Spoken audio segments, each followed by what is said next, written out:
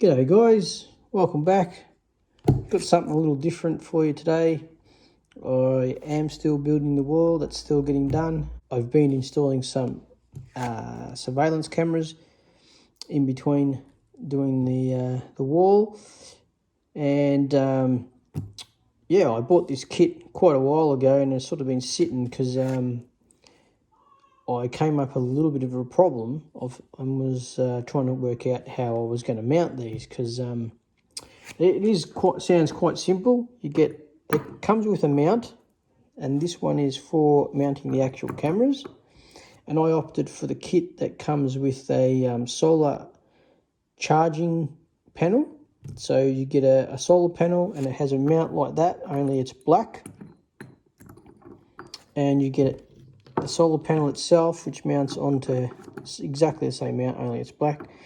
And it has a cable that's fixed to the panel that joins in to this extension cable.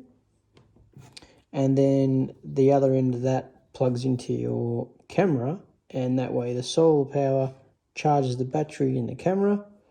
The actual camera feed is wireless, it's Wi-Fi, so it uses your home Wi-Fi to send all recording to a cloud, and you get 7 days recording, and then it'll wipe over itself after 7 days. Now, the problem I was having was that to mount the camera, I wanted as high as possible on the side of the wall. One, to keep it out of arm's reach, and two, it gives you the best view being up high. But the problem I have to do that, I had to mount it on the fascia of my house. I have a metal fascia.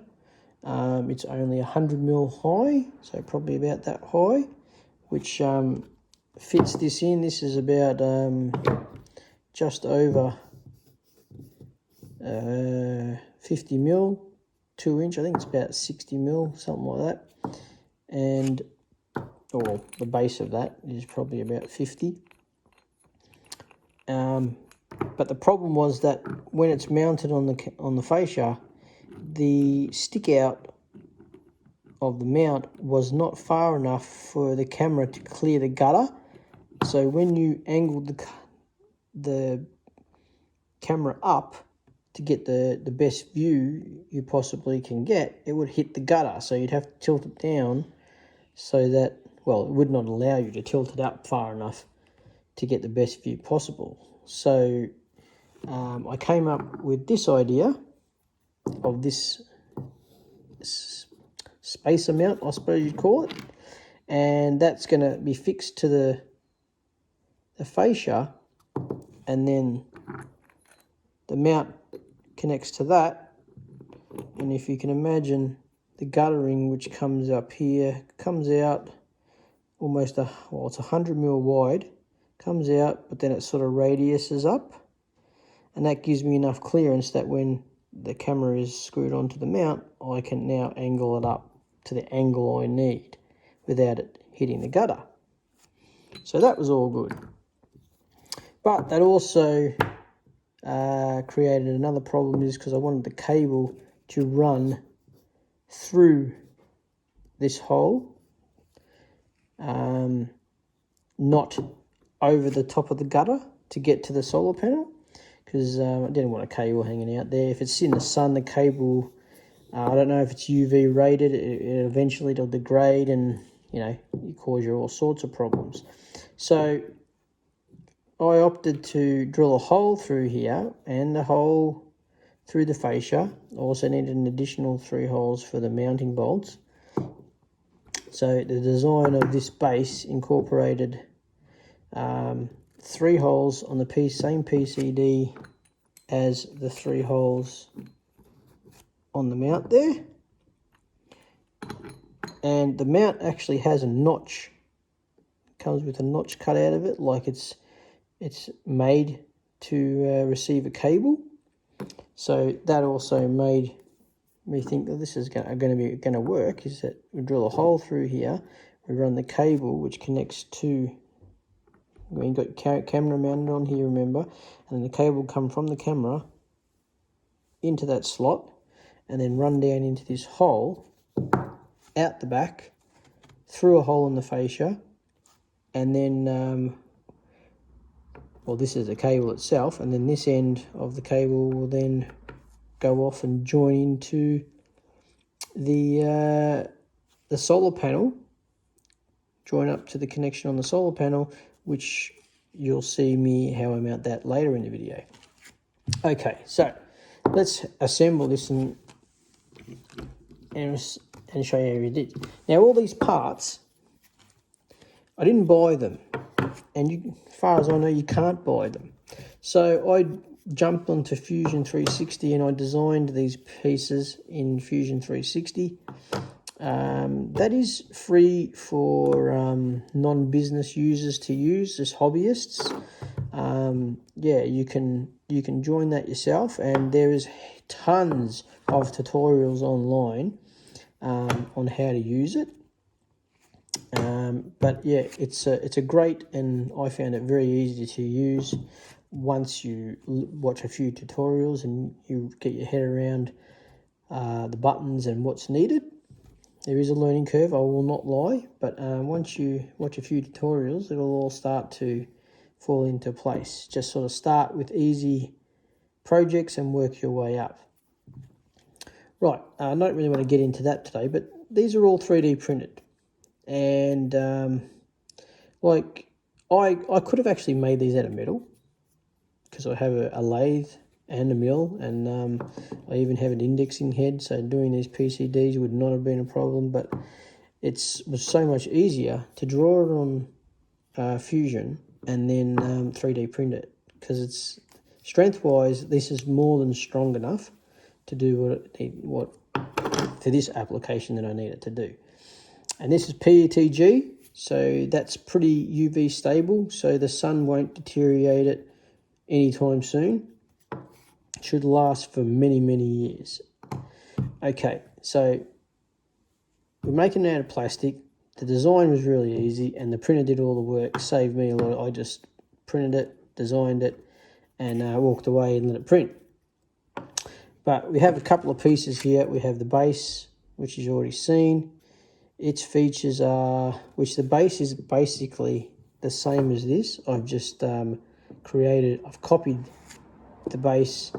I actually made this first, because this actually doubles as the base for the tile mount for the solar panel. So it's been used 3 times for 3 different parts. This is just made for this base, which is the same as that. It has a recess to receive these little half bezels. It has the PCD and the holes to receive the captive nuts. Even though this does not hold captive nuts, it doesn't need them. So because this is mounted on the back of the fascia, and the bolts go through there into here, and it gets sandwiched between the fascia. So and then these parts here, which are basically a half bezel. I don't know if you can see it, but see, yeah, there we go. See how there's a groove on the inside of the bezel? That is half of a hole for this cable. So the cable will actually sit inside that groove, like that. Sits inside the groove like that, and then the other side provides the other half to totally enclose the cable. And the reason it was done like that is because both these cables have an end on them that can't be removed to slide that over the cable, so I made it as a split section. Okay, so now assembly goes. You can use this or this against your fascia as a pattern. Just hold it hard against it, and you can drill through there. It's probably easy to use this one before you put the nuts in it. Just hold it up against your fascia and use this as a pattern to drill this hole, that hole, and that hole. And if you use a small enough drill, you can insert this basil into, if you use this one, and that becomes a smaller hole. You can use that to mark the hole for the center, and then remove it, drill your bigger hole. And you should have your PCD for your mounting holes in your fascia and the hole for your cable to come through. Now again, the hole doesn't need to be that big, but because of this fitting on the end and this rubber weather seal, you need the hole that big to thread your cable through the fascia and your mounts as well. Okay, so that's why it's that big, and then I use this to then block that hole down, and that's mainly to stop the cable sitting on the hole in the metal fascia and cutting through the wire, as well as keeps bugs in it from burrowing in there and living in there as well. So sort of double function there. So the way this assembles is this you install your captive nuts in there, which are M4 nuts. That goes on the inside of your fascia. Thread your cable from your solar panel through the hole, and then it goes through your fascia, then through this spacer as such. Then we install the inside basil over the cable on the inside, and that then clicks into there, and that also is a nice neat fit on the inside here too, and that centralizes this outer, well, the inside mount to the outside mount. And that's, remember, your holes are on a PCD, so they have to match up. So that centralizes everything, and all you do is then hold your mount, put your mount on, and rotate till your holes match up with the holes on the other side, which there they are there. I don't know if you can see that. There you go. So they match up. If one matches up, they all matches up. They all match up. Okay, so then on the outside, you pull enough cable through, and then you also fit. This one isn't necessary, but I did it anyway, mainly to stop bugs getting in there. You'd be surprised where bugs get in. And that will do the same thing as the inside one. Fits in there, and then we slide it into the hole, and it's a nice flush finish there, as you can see.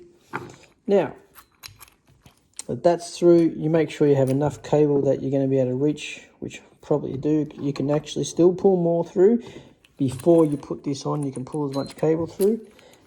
Then you line your notch up and your holes, and you install your bolts, which now from the outside on a ladder, you can now, because that will actually fit into there and won't fall off, you don't even need to put your hand in there if you don't push too hard, because they all line up. You just screw it in. Now you can see it's screwed in nicely, and you do the same. I won't screw them all in because they are quite long. They really need to be cut down, these ones. And again, just put them in. And the other one. And you would just screw them in until that became tight. Angle your cable to the bottom. Then you can screw your camera on the top, and then plug your camera, your cable, fit your weather shield to your camera as well. And as you can see, the cable is totally enclosed, and all you see is the little piece that comes out and goes to the actual camera, and it's not running over the gutter, over the fascia. you know, your cable's well protected, out of the elements as much as possible, and concealed as well. And here's what it looks like mounted on the fascia.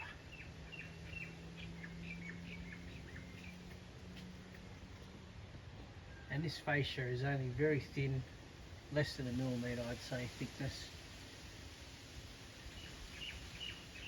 Hence why I can't just screw self-tappers into the fascia. I don't think they'd have enough weight to hold it. So that's how that works.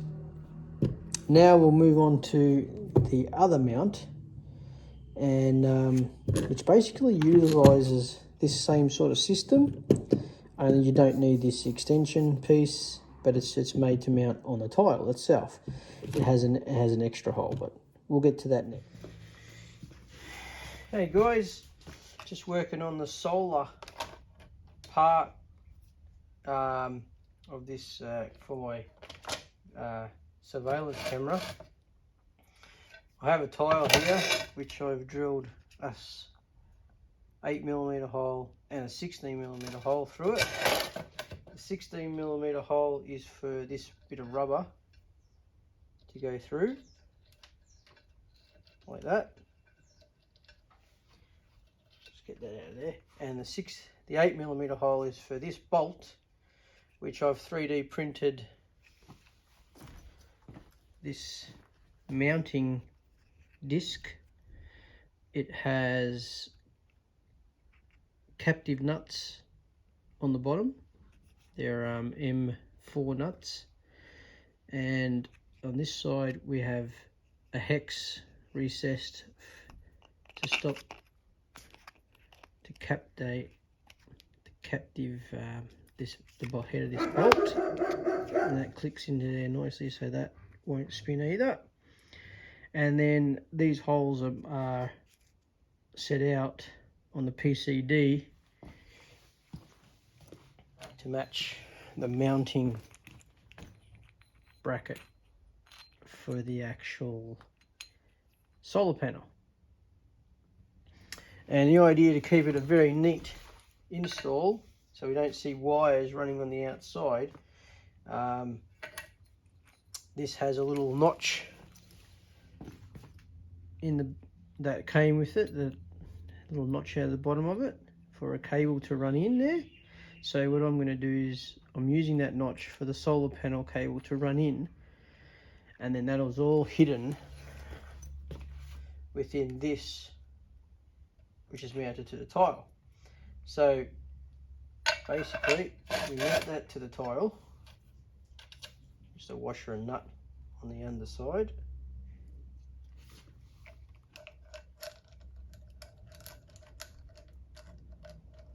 and we just make sure that it lines up with this hole like that, which it does. And we have our captive nuts in there, so then we can put our base in there as such. But before we do that, I need to install this cable through there,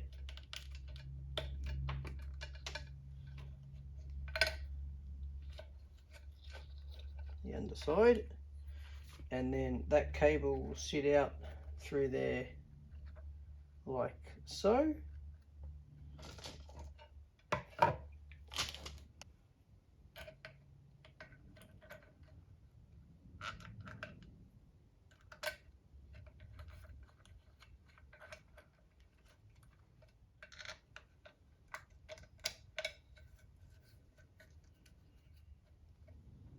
And these are stainless steel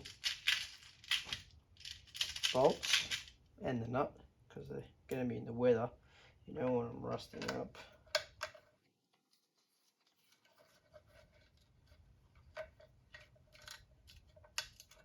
There we go.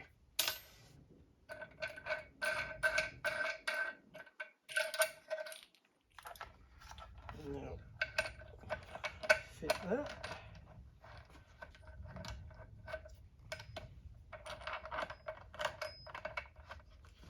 Okay, so pull this cable through a bit more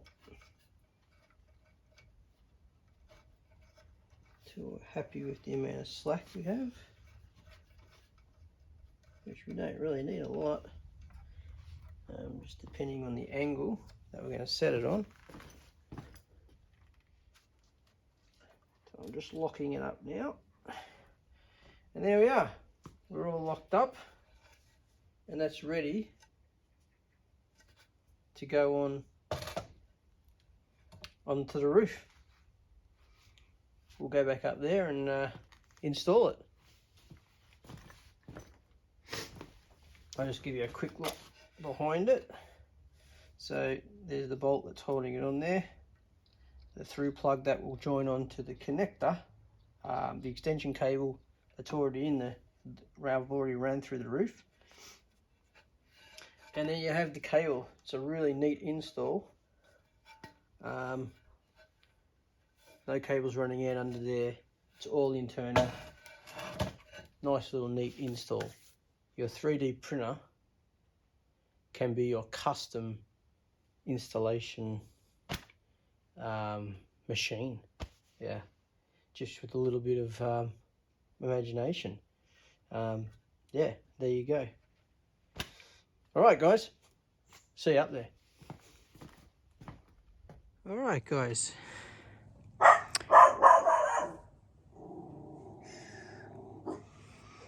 Okay, here we are. I've removed the tile, and it sort of needs replacing anyway. It had a bit of a chip on the corner, and that's where I'm going to be putting it. There's the cable that I ran through already. We'll plug that in.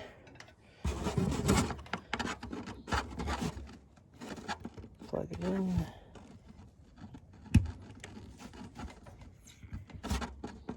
And then it's like a little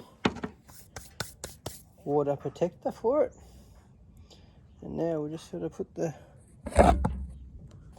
tile in.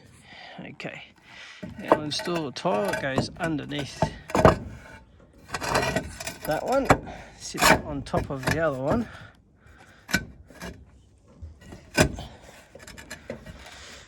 And then we just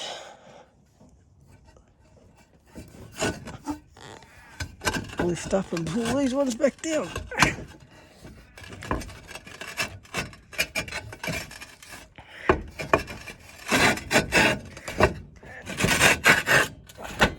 There we go.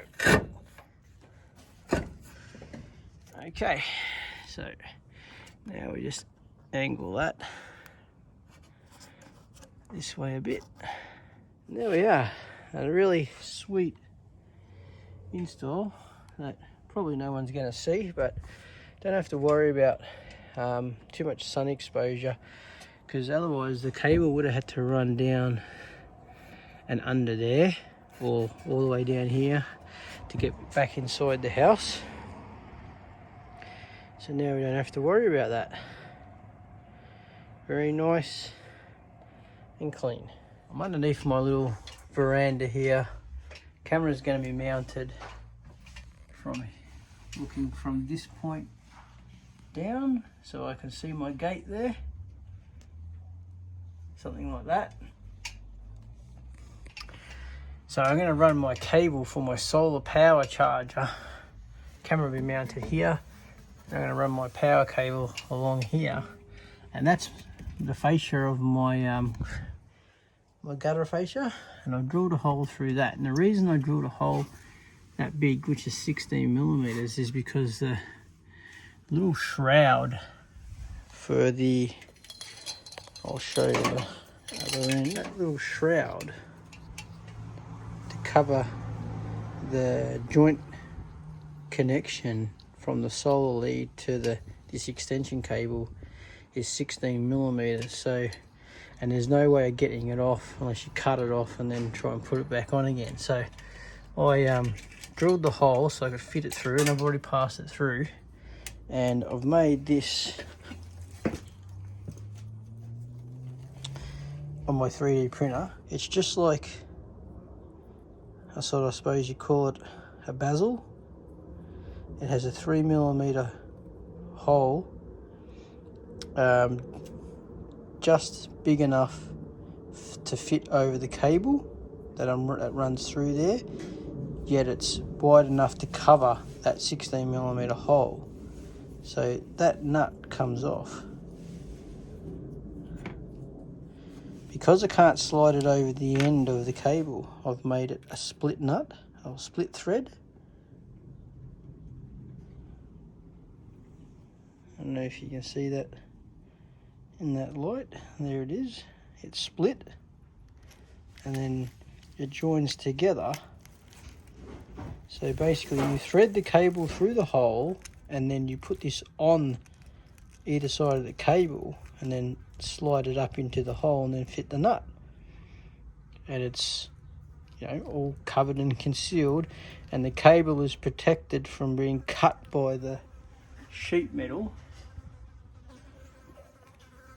by this plastic. Your 3D printer is more than just for printing funny novelties. It can be used for functional things around your house, and it's great for this custom sort of stuff of protecting cables, even mounting cables. Yeah, I've found it really great for that sort of thing. Okay, and this is not PLA. I predominantly only print in PETG. It's stronger, has a better UV rating protection, and when this breaks, it doesn't just snap it clean like PLA. It sort of bends rather than snaps, and it has a higher temperature rating too. This won't get sort of soft until over 100 degrees, where PLA 60 degrees and it's deforming, which doesn't take much out in the Australian sun, especially when it's around metal. Anyway, I'll put this in over the cable like that, and then the other side over the cable.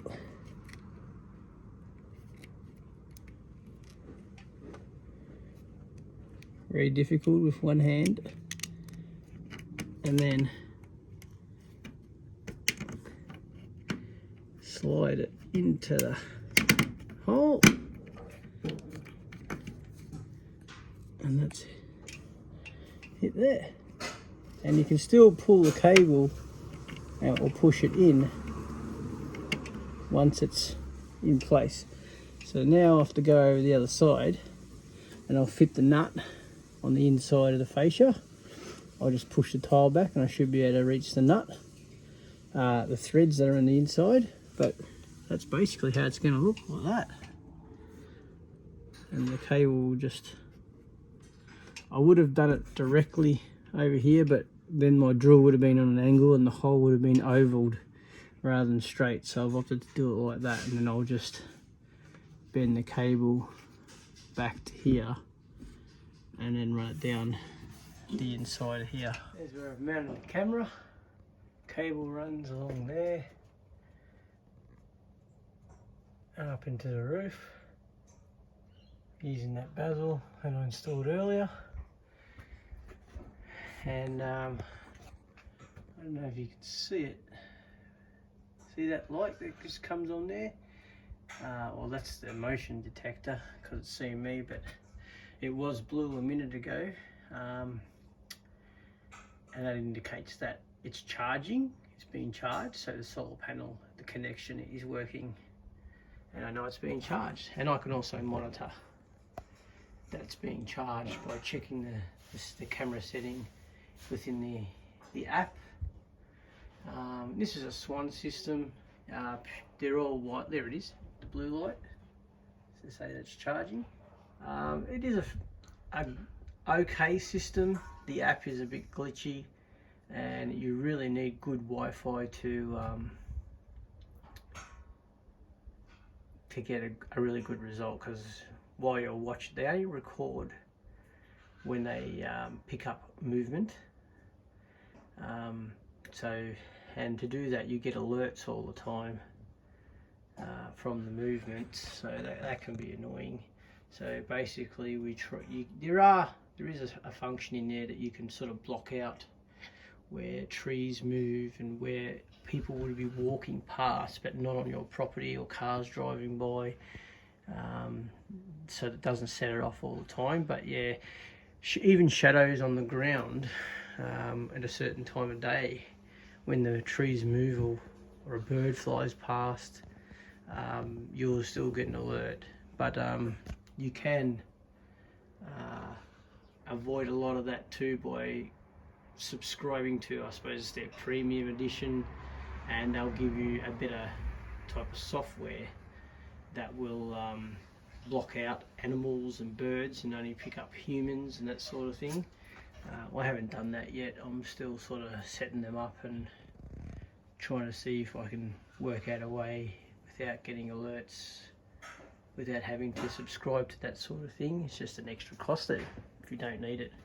I'd rather not have it. It does have a memory chip in the doorbell, so that one records to a memory chip for the doorbell camera, and you do get a certain amount of cloud storage as well, and then that just wipes over itself as you know, as you get to the start date. It'll just keep erasing itself and writing over the top of it.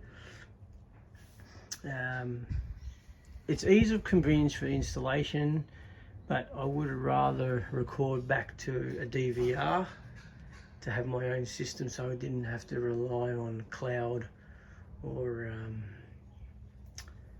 subscribe to get a better software. It's a bit of a ploy, I suppose, to get a monthly subscription out of you. But they do work well, and there are many different types too. This is, I think you can get heat as well as movement.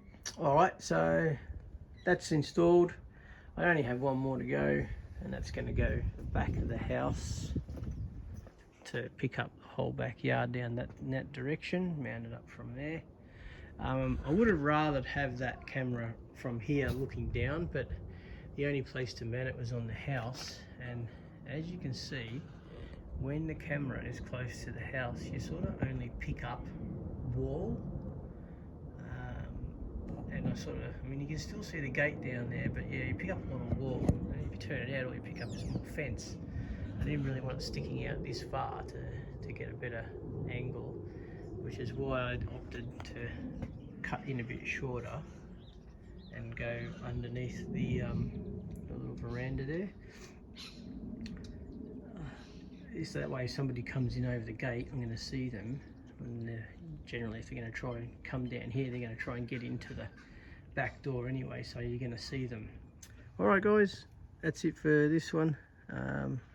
Just remember, your 3D printer is not just for